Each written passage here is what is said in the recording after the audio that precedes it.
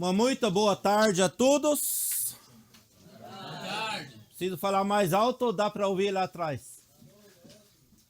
Então tá bom.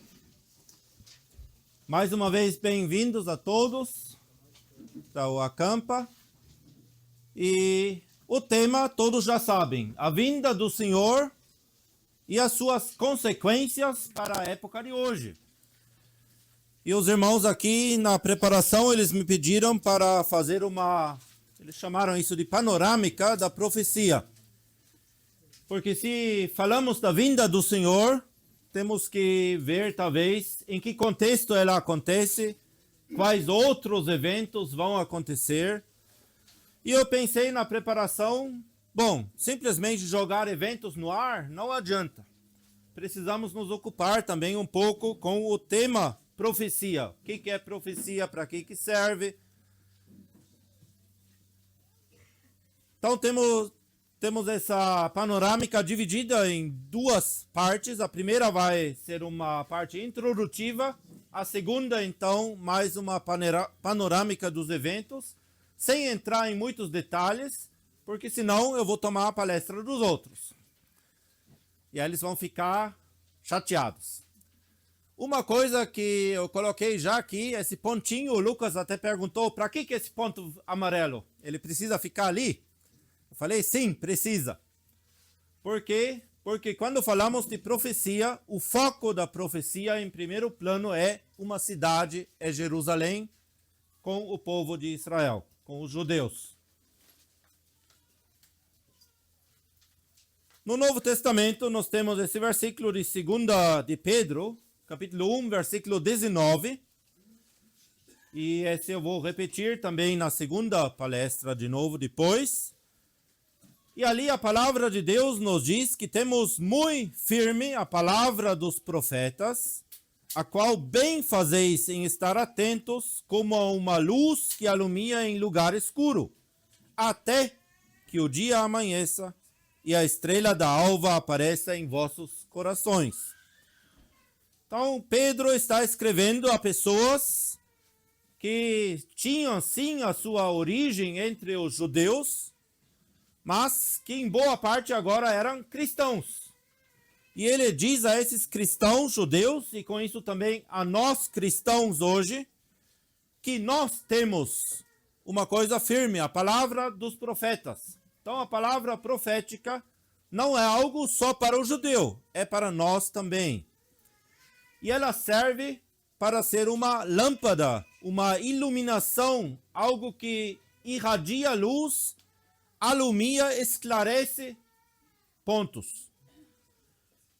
E essa palavra profética, ela existe até que o dia amanheça. O dia vai amanhecer para o povo de Israel quando o Senhor Jesus voltar a esta terra. E aí estamos no tema da vinda do Senhor. Só que antes, o Senhor já aparece como estrela da alva, como estrela da manhã, algo que vem antes do amanhecer. Isso começa em nossos corações. Então a vinda do Senhor, ela tem um início espiritual em cada coração de cada crente. E por isso esperamos também pelo Senhor. Essa esperança está dentro de nós.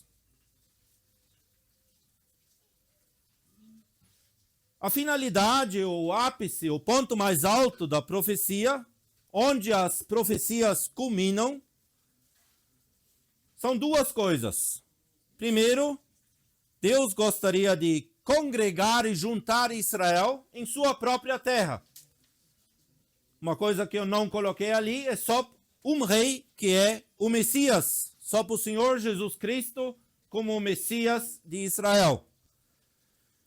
Parte dessa congregação, desse ajuntamento do povo de Israel, nós já estamos vendo hoje. Mas ainda, em incredulidade, apenas alguns poucos esperando de fato pelo Messias, e uma boa parte daquele povo até mesmo sendo ateísta. Um outro ponto da finalidade da profecia, quando ele junta Israel em sua própria terra.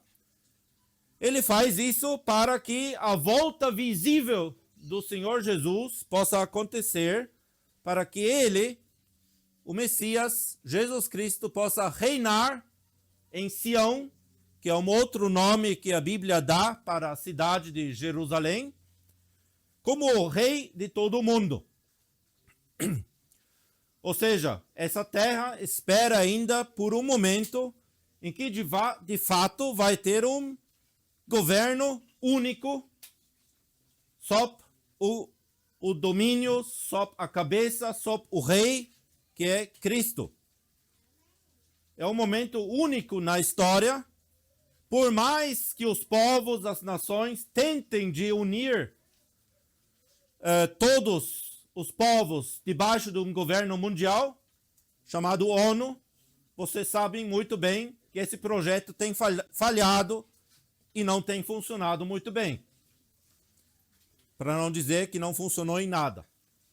Não deu certo. Mas só para o Senhor Jesus isso vai dar certo. Vários princípios para a interpretação da profecia. E aí podemos abrir as nossas Bíblias, talvez também, de vez em quando é bom abrir a Bíblia. Em 2 Timóteo, capítulo 3, versículo 16. É mais um versículo introdutivo,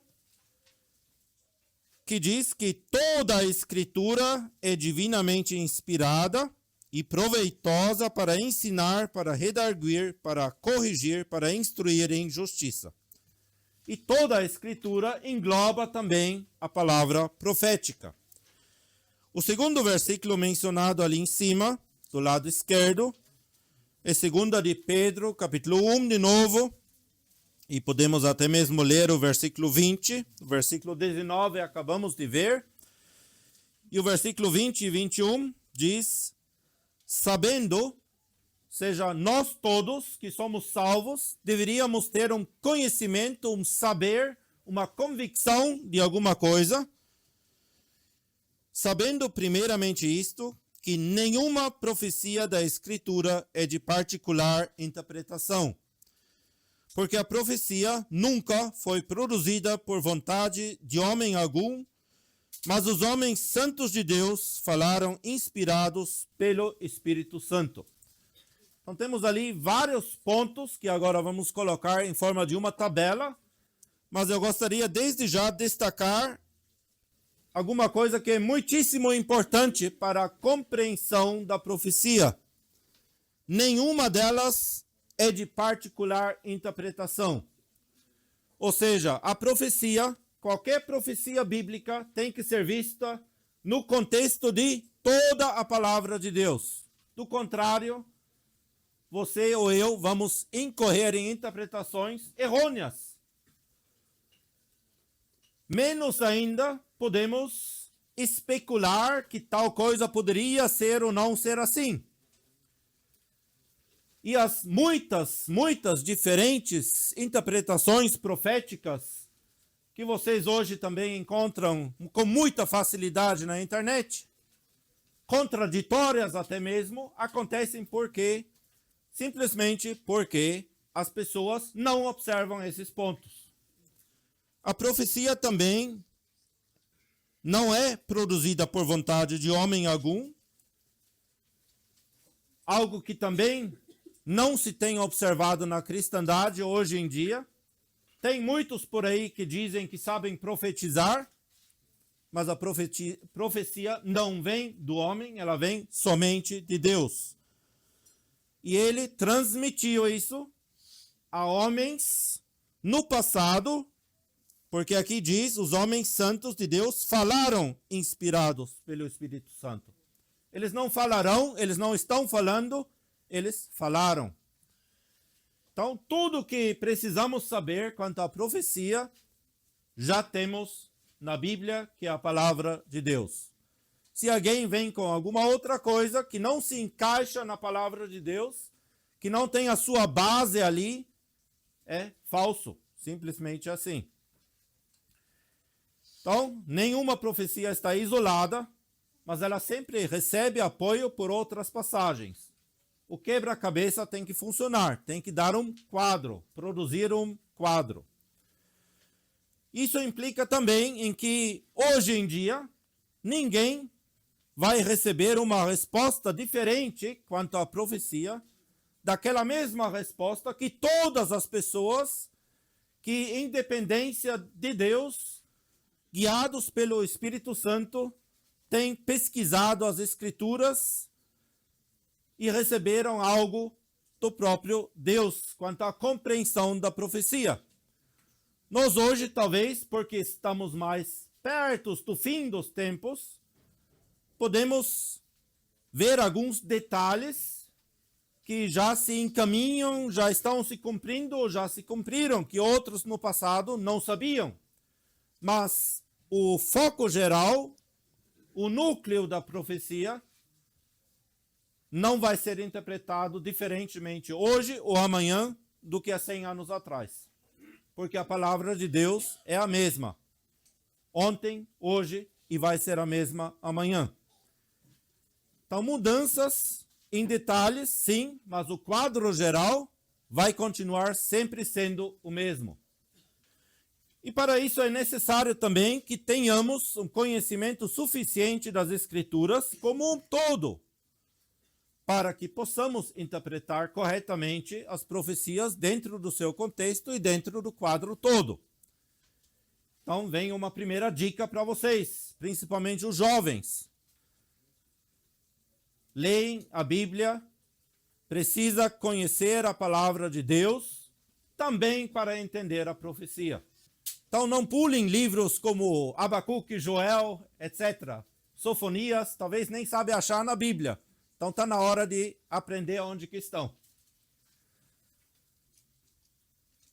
Chegando ao Novo Testamento, no Novo Testamento também temos profecias expressadas pelo próprio Senhor Jesus, ou também o Apocalipse, que também é expressado pelo próprio Senhor Jesus, porque é a Apocalipse de Jesus Cristo, não de João.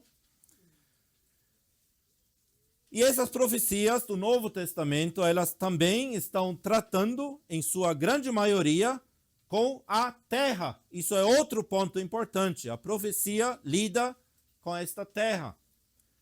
Não é algo espiritual em primeiro plano. Lida com a terra, com Israel, etc. Com pouquíssimas exceções, como essas passagens aqui mencionadas, de João capítulo 14, onde o Senhor Jesus está falando da casa do Pai, das muitas moradas, ou de 1 Tessalonicenses capítulo 4, que muitos conhecem, e ali ele está falando de um evento que nós vamos tratar também nesses dias aqui, que se chama arrebatamento.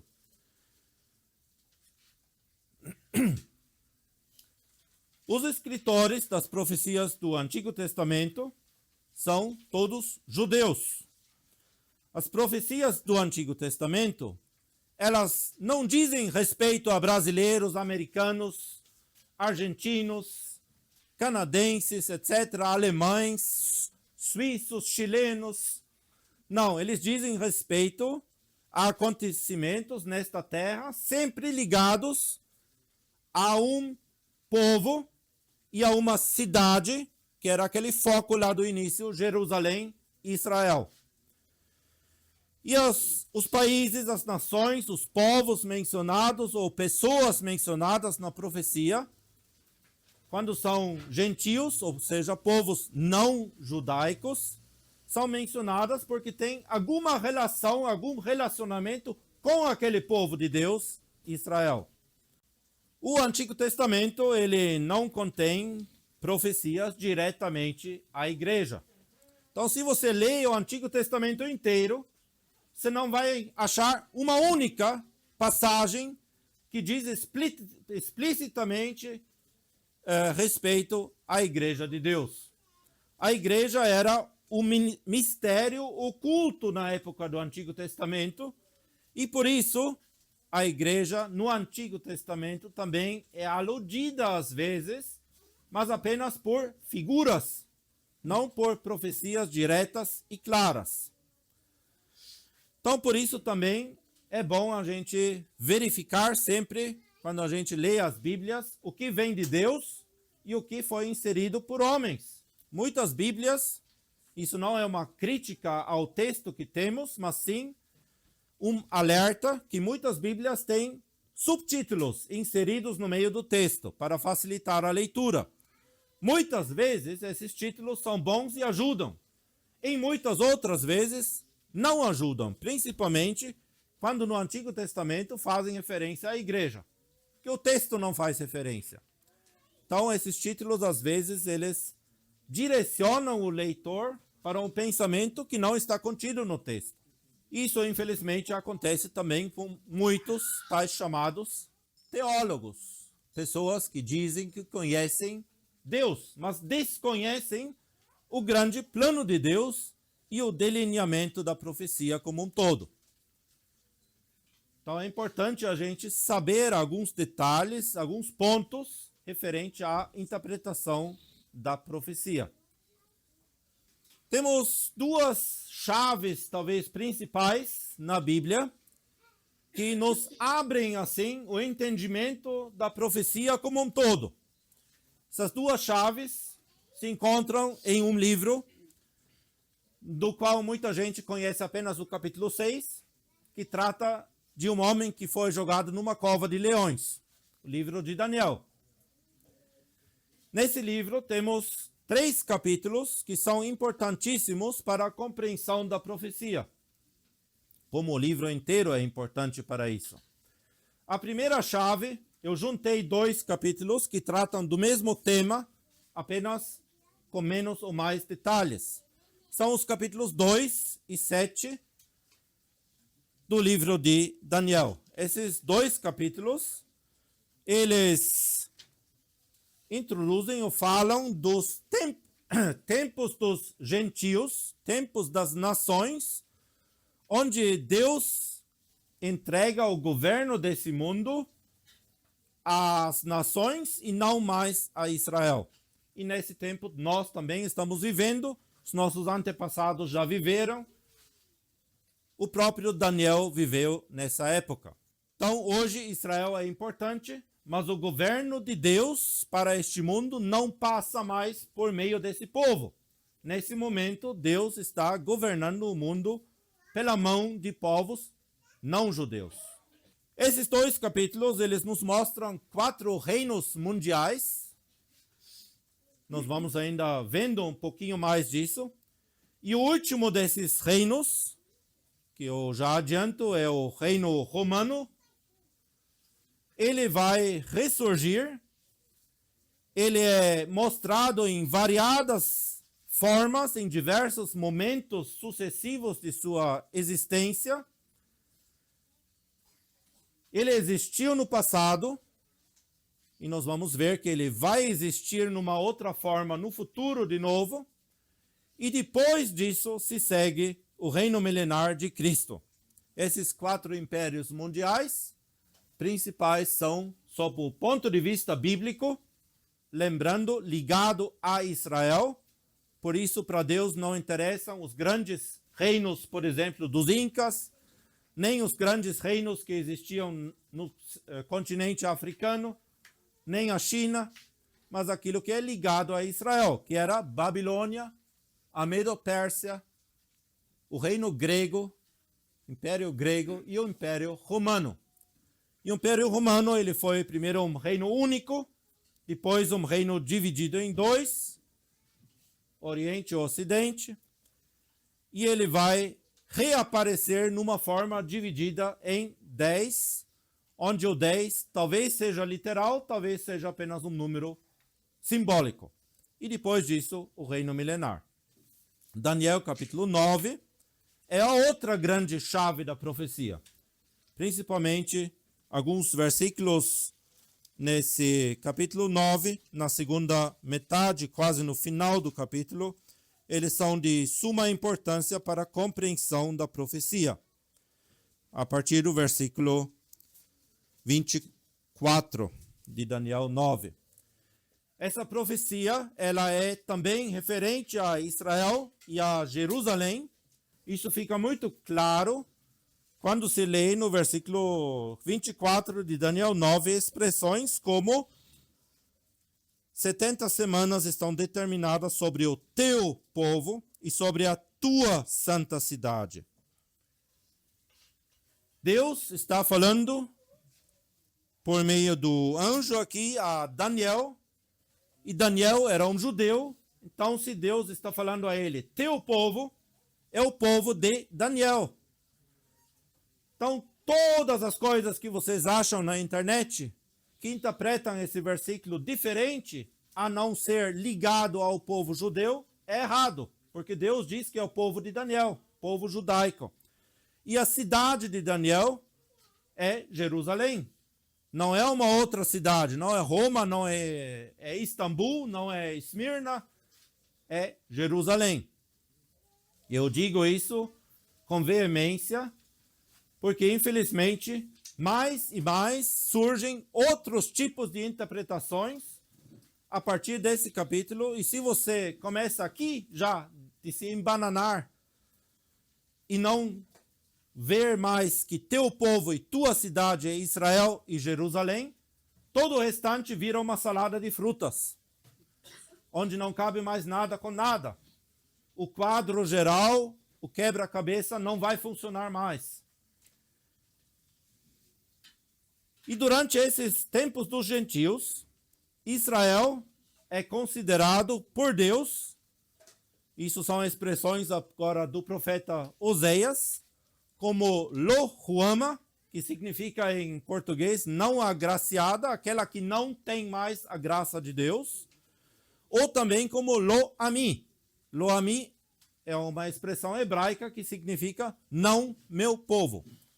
Então, por mais que Israel é importante, por mais que Israel é o povo de Deus, nesse momento, Deus considera Israel não diferente como qualquer outra das nações.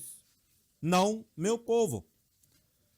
Mas vai ter uma importância de novo no futuro.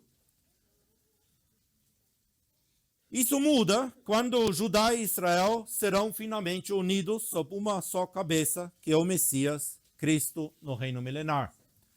Já depois, nós vamos ver isso no decorrer desses dias, em outras palestras, depois do arrebatamento, já Deus inicia de novo, ele se religa com o seu povo Israel e começa de novo a dar importância para eles. Nesse momento atual, o que interessa para Deus é um outro povo, um povo celestial de Deus, que é a igreja de Deus, composta por judeus e gentios em um, sem diferenciação entre judeus e nações. Sobre esse tema que tem nesse slide, vamos ter uma outra palestra, por isso não vou falar muito. Israel e igreja. Eles são a mesma coisa? A resposta é simples, não. E o irmão, amanhã, creio que vai nos explicar por que esse não. Eu apenas adianto 2 ou 3 pontos, que Israel e a igreja são diferentes. A igreja não é um Israel espiritual, não é um sucessor espiritual de Israel, menos ainda um substituto de Israel. São duas coisas totalmente diferentes, separados, que devem ser vistas também de forma separada. Enquanto Israel estava já em existência nesta terra, a igreja ela fazia e faz parte do mistério de Cristo, que estava oculto, mas que agora, segundo Efésios capítulo 3, foi revelado. Então, só depois da morte do Senhor Jesus na cruz do Gólgota, agora esse mistério foi desvendado por meio principalmente do apóstolo Paulo, e aí a igreja vem ser o foco. Agora ela está visível, agora você e eu podemos fazer parte dela e entender esses pensamentos divinos. Depois, Israel entra em cena de novo. Então isso é um outro erro que muitas vezes é cometido hoje em dia, de misturar essas duas coisas. pensar que uma coisa é a mesma que a outra, ou talvez apenas numa outra forma. Não é. Uma breve panorâmica desses capítulos 2 e 7 de Daniel. Daniel, o rei Nabucodonosor, está sonhando. Ele sonha com uma estátua enorme, composta por vários materiais. E ele não entende esse sonho, e Daniel interpreta esse sonho. Essa estátua tem uma cabeça de ouro, e essa cabeça de ouro é comparado a Nabucodonosor, o rei que se destacava como principal do Império Babilônico. E o capítulo 7 de Daniel, no versículo 4, mostra essa mesma verdade sob uma outra figura. Teremos depois também as imagens. A segunda parte dessa estátua enorme, ela tinha um peito e braços de prata, um material inferior ao ouro em seu valor, que exemplificava um outro reino mundial que viria depois do Império Babilônico, e qualquer aluno que foi para a escola e prestou atenção na aula de história sabe que se seguia isso e o Império Medo-Persa, também apresentado novamente em Daniel capítulo 7. Ele era um reino grande, em extensão às vezes até maior que o reino babilônico, mas em sua estrutura política interna mais fraco que o primeiro. Isso se vê também no terceiro desses reinos, que era composto por um ventre e coxas de cobre, um material novamente inferior em valor, exemplificando o reino, o Império Grego. Daniel 7, versículo 6. Que também, em extensão, era muito maior do que o Império Babilônico, mas em sua estrutura interna mais fraca. Esse reino tinha um outro rei como destaque, talvez todos já ouviram falar, Alexandre o Grande. Ele era o rei que expandiu esse reino e com a morte dele também esse reino começou a se desfazer. Não durou muito. Depois do Império Grego, temos nessa estátua pernas de ferro, que são uma alusão ao Império Romano, que historicamente seguiu após o Império Grego. Um material em valor inferior, mas mais duro que o cobre. E assim o reino romano também, o Império Romano, se manifestava neste mundo. Conquistas com muita dureza, mas também muitíssima instabilidade interna. Muitos problemas políticos, muitas intrigas, etc, etc.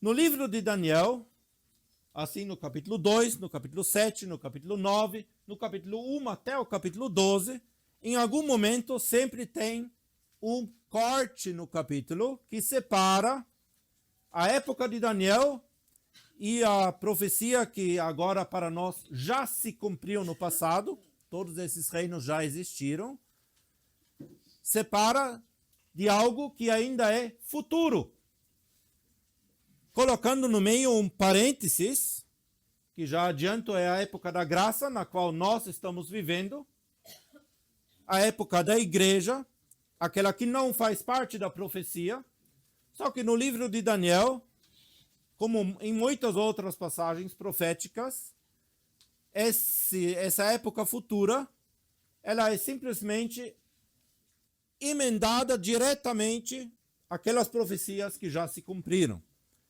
Se a gente não presta muita atenção, poderia se pensar, bom, se isso tudo já se cumpriu, o restante também. Então, quando você lê Daniel, sempre tem que procurar por essa quebra em cada capítulo. O que é passado, o que ainda é futuro, quando o Senhor Jesus virá reinar neste mundo. E aí nós temos, para o tempo do fim, esses pés de ferro de barro, o ferro que retoma algo do império anterior e o barro que é muito mais fraco, menos estável ainda. E nós vemos pelo conjunto das profecias bíblicas que é o Império Romano restabelecido em uma outra forma, em uma outra aparência diferente das formas anteriores. E Daniel 7, versículo 13 a 14, mostra essa mesma verdade. E por fim, em Daniel 2, temos então ainda um reino que vai ser um reino mundial, englobando tudo, exemplificado por uma grande pedra que vai batendo na estátua, quebra ela, e essa pedra se torna ocupante do mundo inteiro. E essa grande pedra, então, é comparado ao reino do Deus dos céus. Um reino que o próprio Deus vai estabelecer neste mundo, dominando o mundo inteiro, a partir daquela cidade, foco, chamada Jerusalém. Daniel 2, versículos 44 a 45.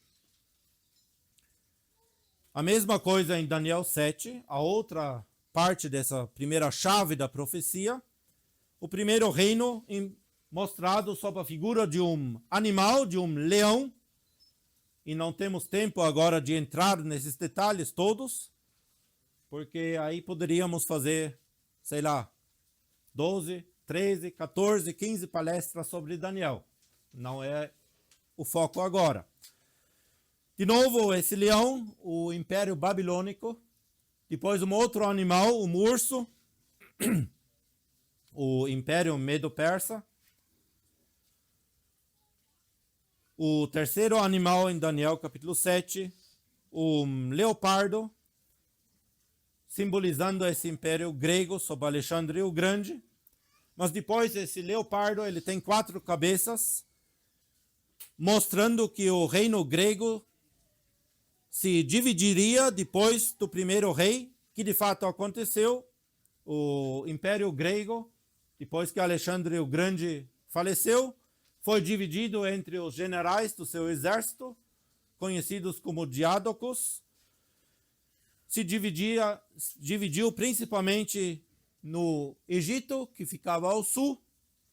E quando falamos em direções, ali sul, norte, leste, oeste, sempre a Bíblia considera essas direções a partir de Israel, a partir de Jerusalém, a partir do templo em Jerusalém e a partir do centro do templo. Ali é o ponto central do mundo, segundo a ordem de Deus. Então, quando a Bíblia fala de norte, não adianta você pegar um mapa mundi onde o Brasil está no centro. Vai dar errado. Tem que olhar a partir de Israel, traçando linhas para norte, sul, etc. E aí temos ao sul, Egito. Temos a Síria, que era um outro desses reinos, que ficava ao norte de Israel, e até hoje fica. Ocupava naquela época também uma parte da Ásia Menor, Oriental e Central. E também temos a Macedônia, a Grécia, e a Ásia Menor, Ocidental, e a Tráquea, que hoje é um país chamado Bulgária. Então, esse reino grego se dividiu em 4, de fato. Depois dele, temos esse outro animal ainda, que era um quarto animal, que Daniel via nessa visão como um animal terrível e espantoso, que novamente simboliza aquele Império Romano. Esse Império Romano já existia no passado, e ela estava, isso é importante agora, em existência na primeira vinda do Senhor Jesus. Quem governava, reinava, dominava sobre a terra de Israel na época do Senhor Jesus foi o reino romano. E a consequência disso foi que tanto os judeus quanto os gentios, sob a liderança e a política romana, foram, humanamente falando, responsáveis juntos pela morte do Senhor Jesus na cruz. Não foram somente os judeus que mataram ele. Eles o fizeram, é fato, mas os gentios concordaram com isso. Na figura de Pilatos, por exemplo. E esse mesmo reino, ele vai estar em existência novamente no futuro, na segunda vinda de Cristo. E nós vamos ver na palestra que vai tratar daquilo, que essa segunda vinda tem várias fases. Arrebatamento, etc., a vinda do Senhor Jesus até a terra. E agora, chegando à segunda chave, Daniel 9 é a segunda chave para abrir a profecia. Eu já coloquei, veja também a palestra 2. Na segunda parte, nós vamos nos ocupar mais ainda com Daniel 9, porque ali temos vários eventos futuros já mencionados. Uma panorâmica de Daniel 9, de forma bem breve, mostra no versículo 24 que Daniel fala, ou que o livro de Daniel fala de 70 semanas, onde no texto hebraico, que a Bíblia foi escrita principalmente em hebraico, algumas partes em aramaico, não temos a palavra semana. É simplesmente um período de 7. E o texto como um todo esclarece muito bem que não podem ser dias, não podem ser semanas de 7 dias de 24 horas, mas sim um período de 7 anos. Cada dessas semanas mencionadas em Daniel compreende 7 anos. Então, 70 períodos de 7 dá 490 anos determinados para Israel e Jerusalém. Teu povo, tua cidade. Essas 70 semanas são marcadas por eventos que vão acontecer no fim. Elas são determinadas por Deus para levarem a um objetivo. E esse objetivo é um objetivo sextuplo, com 6 eventos. E esses 6 eventos são, versículo 24 de Daniel 9, cessar a transgressão, referente ao povo de Israel. E a gente vê facilmente que isso ainda não aconteceu. Os judeus, Israel ainda está transgredindo constantemente a vontade de Deus. Dar fim aos pecados. Quem diria que Israel não peca mais? Mais um indício que isso vai acontecer. Expiar a iniquidade. Bom, poderíamos pensar, o Senhor Jesus fez isso na cruz. Sim, na cruz ele colocou a base para isso. Mas a iniquidade, a injustiça, a maneira de viver como se não existisse um Deus, ainda não foi tirado daquele país. Assim como de qualquer outro no mundo. Isso vai ainda acontecer. Trazer justiça eterna, óbvio que não aconteceu ainda, a injustiça reina. Selar a visão e a profecia, dar um fim na profecia, tudo cumprido, tudo selado, também ainda não aconteceu. E ungir o Santíssimo. Então, 6 itens que vão marcar o fim desse período de 490 anos. E por isso, agora de novo, porque eu sei que vocês ficam pesquisando, e vocês vão lá no YouTube, em outros sites, e vocês vão achar um monte de baboseira falando de que essas 70 semanas já se cumpriram lá atrás no passado, quando o templo foi destruído. Tem pessoas que afirmam isso. Esses 6 pontos aqui do versículo 24 é mais que suficiente para demonstrar que aquilo é bobagem. Ainda é tudo futuro. O fim desse período é futuro. Geralmente, isso agora eu digo com um pouco mais de cautela e cuidado, geralmente, e a grande maioria dos nossos irmãos concordam com essa posição, é que esse período dos 70 vezes 7 anos, 490 anos, se inicia no capítulo 2 de Neemias, quando Neemias ganha a liberação para voltar a Jerusalém e ali, na verdade, fazer uma reforma. E por isso eu digo, a maioria concorda com isso, eu coloco isso com cautela, porque nós temos uma profecia no profeta Isaías que diz que o rei Ciro daria uma ordem para construir o templo e para construir a cidade de Jerusalém. E essa ordem, de fato, Ciro deu, mas ela é relatada pela metade em Esdras capítulo 1.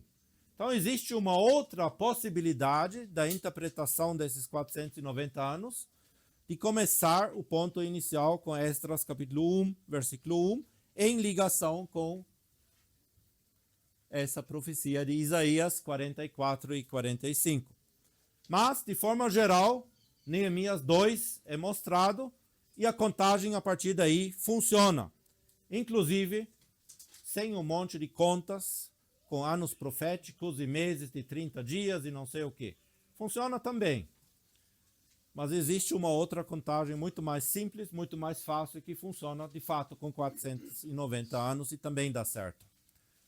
Quem quiser ver essa contagem, basta verificar escritos do irmão Christian Brim, que ele coloca isso em algum lugar. Eu tenho isso em casa, eu posso colocar à disposição se for o caso. Está em alemão, mas precisa traduzir.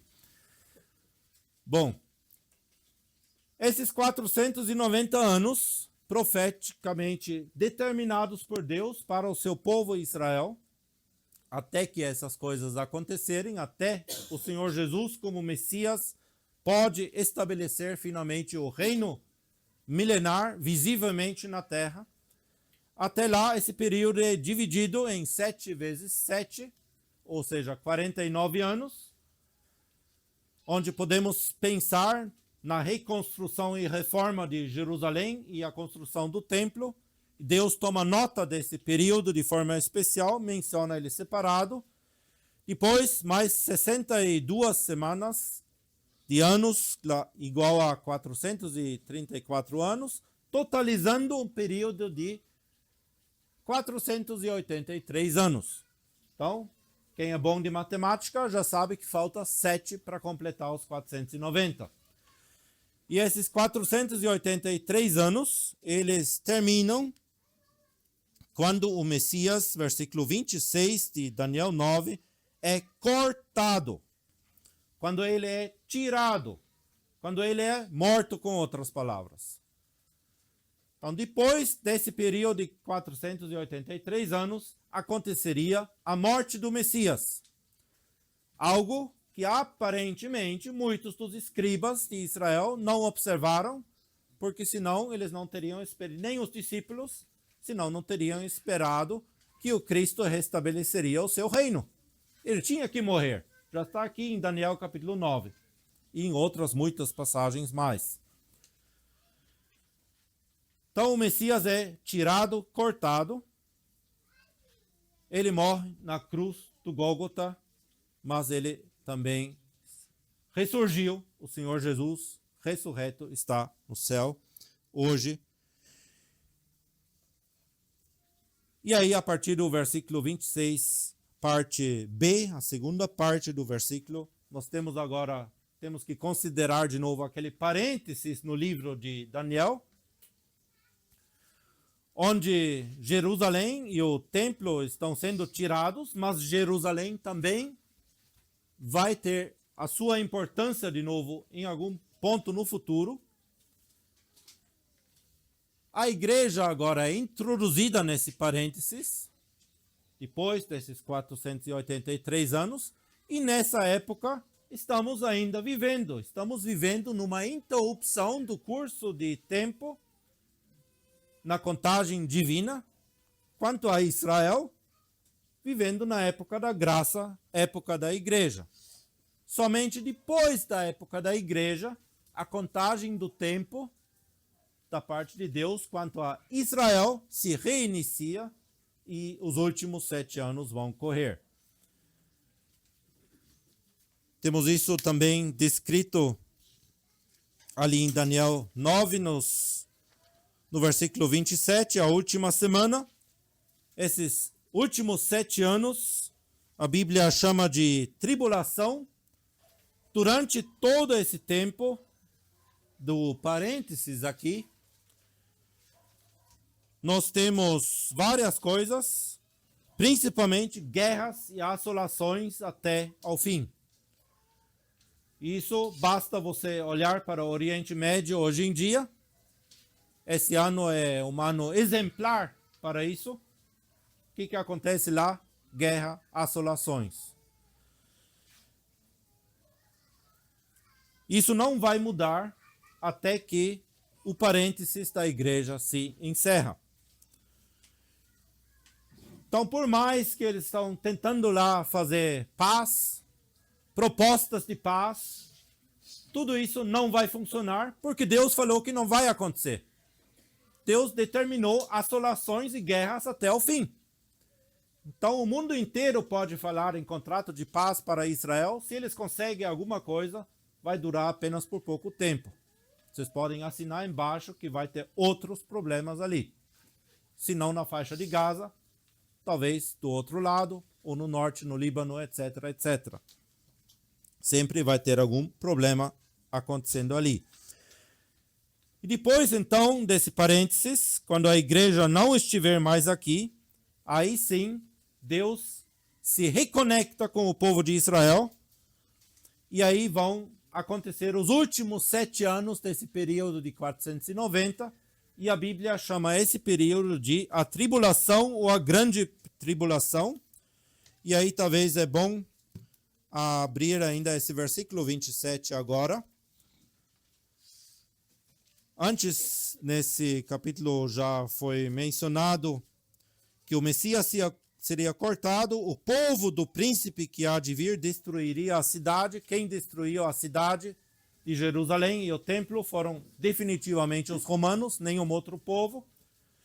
E eu coloquei nesse script aqui uma nota de rodapé, que é importante para vocês, jovens todos, porque também existe uma nova interpretação mais recente, que diz que o anticristo vem não dos judeus, mas de outros povos, que alega que o reino romano restabelecido vão ser os povos árabes. Por quê? Porque uma dessas legiões teria vindo da região hoje Turquia, que é verdade, só que não era composto por turcos, e menos ainda por árabes, e menos ainda por muçulmanos, que nem existiam naquela época. Então também é uma interpretação que não vai fechar. Em algum momento vão faltar peças no quebra-cabeça. Mas como é algo que atualmente está em alto, é importante vocês darem uma olhada ali. Nunca ninguém na história considerou aquele povo lá diferente do que romanos, independente por quem eram compostas as legiões. Então esse príncipe que há de vir, definitivamente vai ser um futuro líder de Roma, e não de Bizâncio, e não da Turquia, não dos árabes. E esse firmará uma aliança com os muitos são a maioria dos judeus da época futura, que estão sob o domínio do anticristo, e alguns deles que não vão confiar nesse príncipe, que é o remanescente crente de Israel, que também vai existir no futuro. E nessa época da tribulação, então, vão acontecer várias coisas. O serviço no templo ele vai ser interrompido na metade da semana. Vai ser colocado uma estátua ali no templo, um ídolo. Vai ser um tempo terrível de juízos que vão vir sobre esta terra. E um pouquinho disso veremos depois na segunda metade, então. Então é muita informação e eu espero que não foi demais até. Muito obrigado, então, pela atenção.